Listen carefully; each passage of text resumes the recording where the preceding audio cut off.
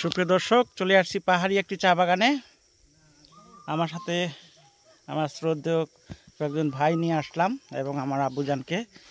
আমি প্রথমে জিজ্ঞেস করব ছাতাওয়ালা মানুষটিকে, ভাই যদি বলেন কেমন লাগছে আপনার? আমি একটা লাইনে আছি, আমি একটু পরে বলি। অবশ্যই। ফোনের লাইনে আছি। আমরা আমাদের শ্রদ্ধেয় হুজুর ভাইকে জিজ্ঞেস করব কেমন লাগছে। না, আলহামদুলিল্লাহ ভালো।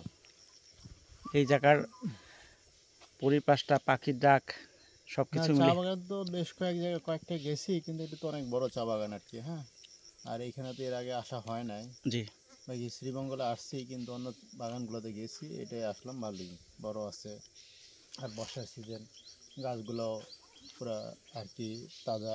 হ্যাঁ, তো সব মিলে আলহামদুলিল্লাহ ভালো। Thank you. পরিবেশটাও আলহামদুলিল্লাহ খুব সুন্দর। পাতা কি এটা উঠায় না? জি জি, আপনার কাছে কেমন লাগছে যদি একটু বলেন। জামি না, চা বাগানটা বেশ বড়। সবচেয়ে ভালো লাগতেছে হচ্ছে পাহাড়ি একটা ভাব আছে, ফিলটা পাহাড়ি ভাব। চারিদিকে উঁচা উঁচা পাহাড়, পাহাড়ের গা ভেসে হচ্ছে চা বাগানটা। জি, খুব সুন্দর, নাইস। মানে এক কথায় এক কথা বিউটিফুল।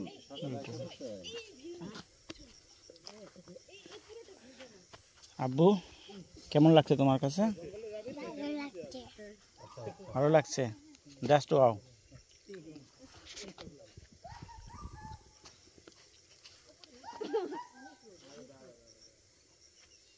কি এটা কোকিল ডাকে নাকি?